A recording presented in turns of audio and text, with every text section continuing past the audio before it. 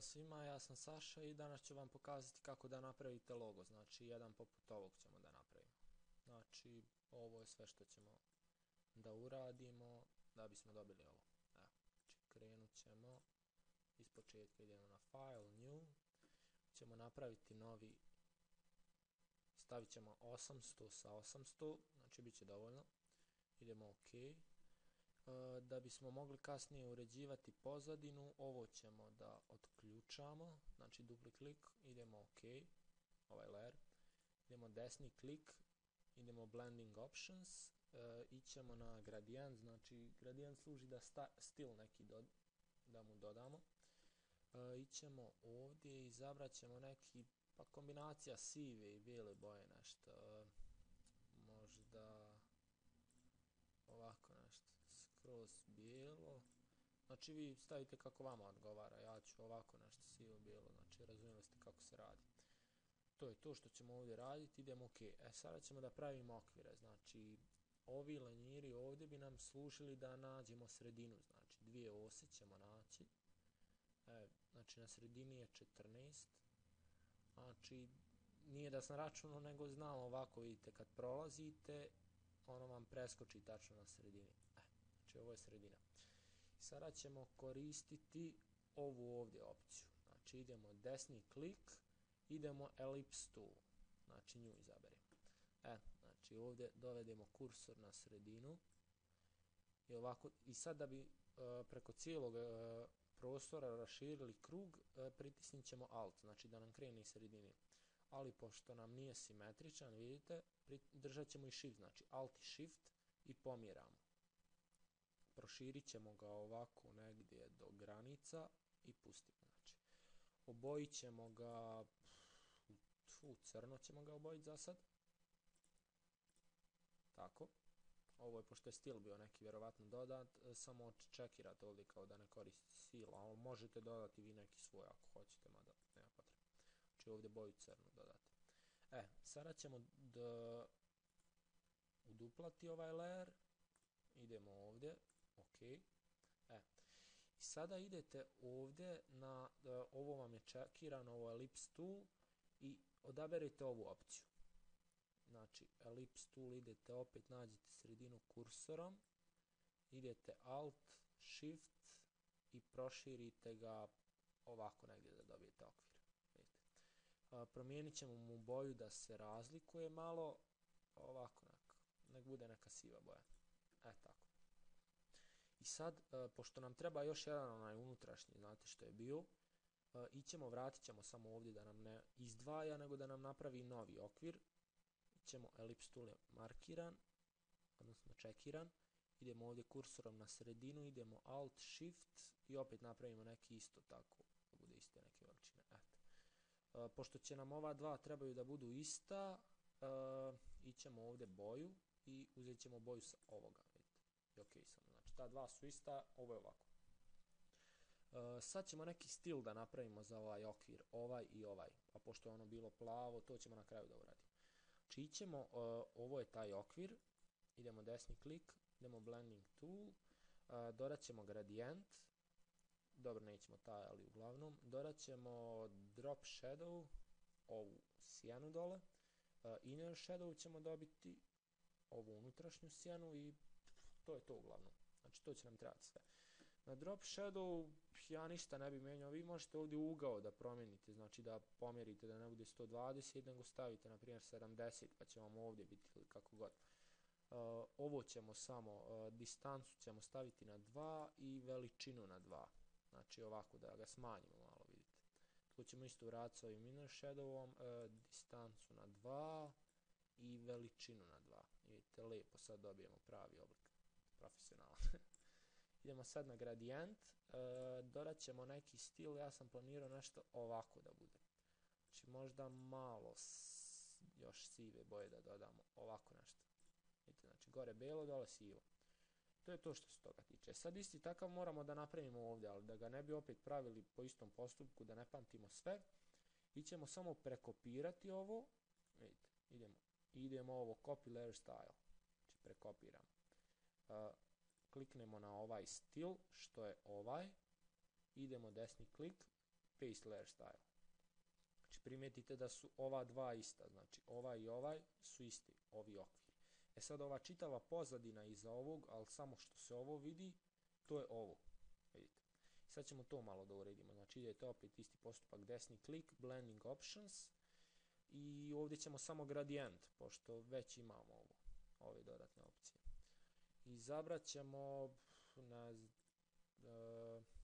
plavu, možda ovakvu neku, samo malo svjetlije možda da dodamo. Lijepa je boja inače, tako ćemo da izaberemo.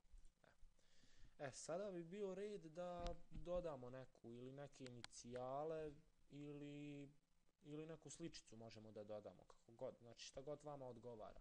Mi ćemo sad dodati inicijale mog loga S10 ćemo dodati, znači idete sad kursorom na ovu opciju ovdje teksta, idete desni klik i izaberete ovu opciju, Horizontal Type Mask Tool. Znači idete tu, kliknete i upisat ćemo znači S10. Vi izaberete ovdje font koji hoćete, ali meni odgovara ovaj Transformers. Ako vama treba, ostavite u komentaru pa ćemo poslati. Znači sada bi ga proširili, CTRL držite. I pojavit će vam se ovaj okvir, namjestite ga ovdje i proširite. Znači, vidite, primijetite ova pozadina čitava da se vidi ovdje plava. Znači mi ćemo samo ćoškove prekriti s njom kao da se uklopi, znači kao da je dio pozadine, kao da je ugrađeno u nju. Znači samo ćemo ovako malo po ćoškovima, ćoškovi da se dodiruju. A vi možete kako god, naravno, ovo je samo neka ideja kako možete. Znači ne morate vi isti napraviti. Znači pustite CTRL, idete ovdje, čekirate i dobili ste ovo. Sada ne bismo novi layer pravili, znači, pošto će biti različito, pošto smo ovom stil dali, nismo ga obojili. Znači da bi dobili isti stil koji to, ićemo, znači samo držimo Alt, ićemo na ovu dole opciju. Znači, ovu dole opciju. Znači, isekla nam se ova pozadina, znači dobili smo u ovom čitavom. Znači, ovo je samo ovaj dio između. Sada ćemo da dodamo neki kao ukrasni efekt. Znači, napravit ćemo novi layer. Ićemo da bismo markirali ovo, znači samo ovo da markiramo, da nam se pozadina ne uključuje, uzet ćemo čitavu ovu, znači ovu prvu, držite CTRL i dođete ovdje. Znači, kada vam kursor bude ovakav, onda kliknite, vidite, markiralo je sve. Sada idete na Brush Tool ovdje i namjestite sebi kako vam odgovara. Znači, mi ćemo, ovako ćemo nešto staviti uglavnom. Ovdje uglavnom namjestite bijelu boju, pošto smo rekli da će biti onaj bijeli svjetlucavi efekt kao što ste vidjeli na početku. I sad uzmete, pritisnite, držite Alt, pritisnite desni klik, odnosno držite ga i sad pomjerate, vidite, desno, lijevo, to vam je već širina, a gore dole vam je oštrina. Znači mi ćemo negdje da bude ovako oštar, evo ovako ćemo ga namjestiti. Znači ovako, znači da po sredini ide. Znači samo pustite Alt i lijevi klik pritisnite. Vidite, i ovdje smo dobili preko nule, znači da nam se preklapa. CTRL D pritisnete da diselektujete, uzmete ovaj kursor za pomjeranje i sad idete gore na ovaj layer što ste markirali, ićemo ovdje na ove opcije i stavit ćemo overlay. Znači ovako, i vidite kako je lijepa ova boja, ali možemo je malo smanjiti, opestiti, da je vidljivo smanjimo. Znači ovako, vidite, kad smanjimo nema ništa, ali ovako malo ćemo dodati da se vidi. Čisto onako zbog dekoracije.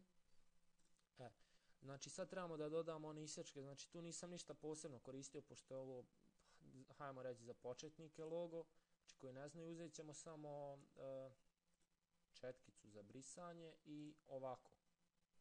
Znači uzmete ovako, stavite otprilike na sredinu i dođete na ovaj layer, znači pošto je to onaj krug, vidite.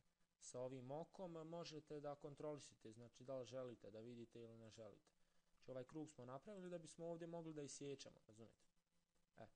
I pošto vam je sad ova zabrana preko toga, zato što je taj krug sam isječen i ne dozvoljava da ga vi dirate, uzmete samo kliknite, lijevi klik i ok, i ono će vam sad dozvoliti. Znači dođete negdje na sredinu i napravite ovako 4. Ono je samo uklonilo to, a stil je ovaj ostao ispod koji ovo sve, čitavog layera. Znači vi tu možete kombinovati što hoćete, možete dodati još nešto preko cijelog ili dodati još neki tekst iznad, ali uglavnom to je suština toga i to je cijelo. Znači sad ćemo skloniti ove linije da vidite čitav. Znači to je takav ispon. A još, na primjer, ako želite da ga sačuvate, znači da bude transparentan, da se ova pozadina iznad ne vidi, znači odete na ovo oko ovdje, znači vidljivost i odčekirate. I vidite, sad će biti transparentna pozadina. Kako da ga sačuvate? Idete na file, idete save as i ovdje dođete. Znači format, izaberete PNG, znači to vam je da bude transparentna pozadina. Pozadina se neće vidjeti, znači samo ga sačuvate. Vidite, pošto sam ja već napravio, ono se ide ok i to je to. Tako smo napravili, eto, to bi bilo to. Ako imate nekih pitanja, ostavite u komentaru. Također, ako imate neki prijedlog za sljedeći tutorial, ako vam treba nešto, mislite da bi bilo zanimljivo, postavite i eto, do sljedećeg tutoriala, pozdrav.